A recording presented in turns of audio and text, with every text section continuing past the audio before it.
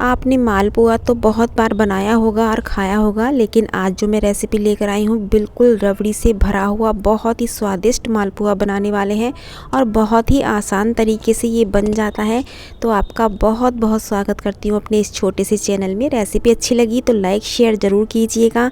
तो चलिए स्टार्ट करते हैं कि ये मालपुआ इतना स्वादिष्ट हमने कैसे बनाया है। तो इसे बनाने के लिए सबसे पहले मैंने यहाँ मावा लिया है। मावे को मिक्सी ग्राइंडर में ट्रांसफ़र कर लेते हैं। 40 ग्राम ली है मैंने यहाँ चीनी और थोड़ा सा इलायची का पाउडर लिया है। 1 कटोरी खोवा में 40 ग्राम मैंने चीनी ली है। यदि नाप से बताऊं तो आधी कटोरी से थोड़ा सा कम आप चीनी ले सकते हैं।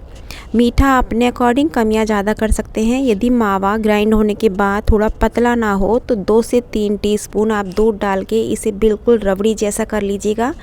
इसकी कंसिस्टेंसी आप देख सकते हैं, ना तो बहुत ज़्यादा पतला करना है और ना ही बहुत ज़्यादा ये गाढ़ा होना चाहिए। इस तरीके से भी मैं आपको कटोरी में डाल के दिखा देती हूँ तो थोड़ा आपको अंदाज़ा हो जाएगा। मीठा जितना आपको पसंद है उतना आप चीनी इसमें मिला सकते हैं। उसी मिक्सी ग्राइंडर में हमें लेना है केला ये काफ़ी बड़े साइज़ का है तो मैं इसमें आधा ही लूँगी। यदि छोटे साइज़ का है तो आप पूरा भी ले सकते हैं। बिल्कुल पका हुआ बहुत अच्छा सा केला होना चाहिए। ऐसा नहीं है कि थोड़ा कच्चा हो और हम उसमें ऐड कर दें। तो बिल्कुल पका हुआ और मीठा केला है, इसे आधा ही लेना है। आधे को हम साइड में कर देते हैं।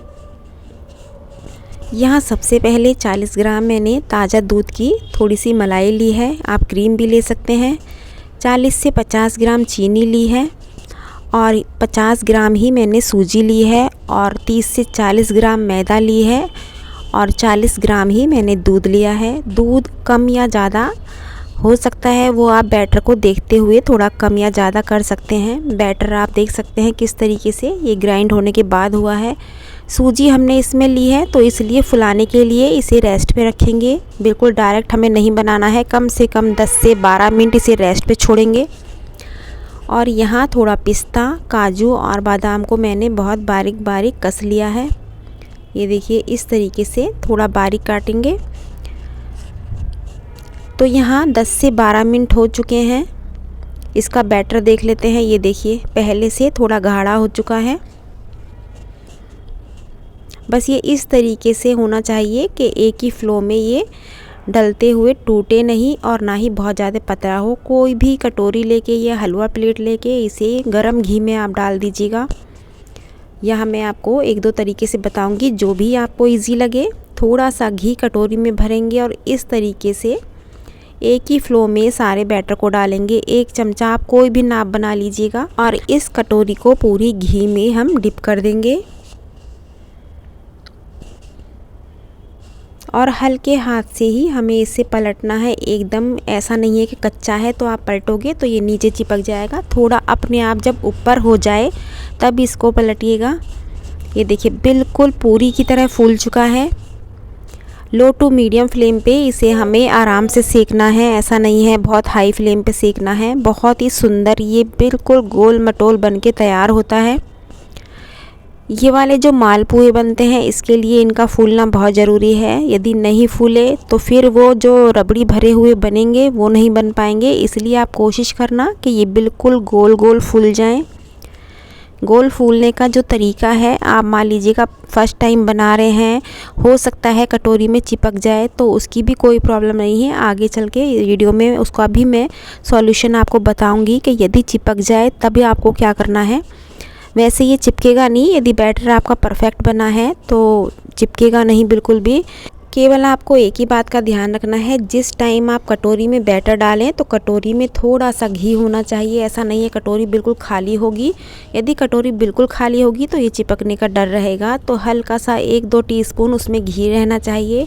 और आप देख सकते हो बिल्कुल सारे गोल गोल मेरे फूले फूले ये बन रहे हैं। ऐसा नहीं है कि हम लोगों से गलती नहीं होती है या हमारा नहीं चिपकता है, हमारा भी चिपकता है। जब मैंने फ़र्स्ट टाइम ये बनाए थे तो मेरा पहला या दूसरा कटोरी से ही चिपक गया था। तो आप टेंशन मत लेना, यदि चिपकता है तो कोई प्रॉब्लम नहीं है। आगे जब आप 1-2 बार बनाओगे तो आपके बिल्कुल फ़र्स्ट क्लास बनेंगे। तो ये सारे सिक्के मेरे तैयार हो चुके हैं, रबड़ी भी तैयार हो चुकी है। तो इसे किस तरीके से भरना है कोई भी आप ले सकते हैं और ये बीच में इस तरीके से हम उंगली की हेल्प से कट कर, इस तरीके से थोड़ा कट लगाएंगे तो इसमें स्पेस बन जाएगा रबड़ी डालने के लिए। जैसे हम बतासा फोड़ते हैं पानी वगैरह भरने के लिए, तो ठीक उसी तरीके से इसको हम फोड़ लेंगे। और आप तो ये समझ ही गए होंगे कि रबड़ी भरने के लिए इसका फूलना बहुत ज़रूरी है। यदि नहीं फूलेगा तो फिर रबड़ी कैसे भरोगे, तो इसलिए मालपुए का फूलना बहुत ज़रूरी है। जितना रबड़ी आप अधिक से अधिक भर सकते हैं, इसमें आप 1.5 से 2 चम्मच आराम से भरा जाता है। ये जिस तरीके से एक एक बूंद करके आप बिल्कुल ऊपर तक फुल कर लीजिएगा। यदि रबड़ी कम पसंद है तो कम भी डाल सकते हैं, ऐसा नहीं है कि बिल्कुल ही ऊपर तक भरना है। आपको कम पसंद है तो आधी चम्मच भी डाल सकते हैं, लेकिन मेरे परिवार में बहुत अच्छे से खाया जाता है तो मैं कम से कम 2 चम्मच इसमें ऐड करूँगी। और ये लगते भी बहुत ही स्वादिष्ट हैं। तो इस तरीके से भर लेते हैं। दूसरा मैंने बताया था, यदि बाई चांस ये कटोरी से चिपक जाए तो ये कंडीशन हो जाती है, तो इसमें टेंशन वाली बात नहीं है, इसे आपको फोड़ना ही नहीं पड़ेगा। ये ऑलरेडी इसमें हॉल हुआ है, तो इस हॉल में आप आराम से रबड़ी डाल सकते हैं। थोड़ा थोड़ा रबड़ी मैं ऊपर से लगाऊंगी और थोड़े से लगाएंगे हम ऊपर से ड्राई फ्रूट्स। तो इस तरीके से बिल्कुल रबड़ी भरे हुए मालपुआ आप बना सकते हैं। बहुत ही स्वादिष्ट ये बनके तैयार होते हैं। तो किसी भी फेस्टिवल पे कभी भी बनाइए, बहुत ही स्वादिष्ट हैं। आपके घर में गेस्ट आते हैं, किटी पार्टी होती है, जब मर्जी जब बनाइए, बहुत ही आसानी से बन जाते हैं। बस मेज़रमेंट का आप थोड़ा ध्यान रखिएगा। जो दूध डालेंगे वो उस हिसाब से डालिएगा कि बैटर आपका बहुत पतला नहीं हो जाए और ना ही बहुत गाढ़ा रह जाए। तो यदि रेसिपी अच्छी लगी है तो प्लीज़ लाइक शेयर ज़रूर कीजिएगा। कल सुबह फिर मिलती हूँ एक नई रेसिपी के साथ। Thank you.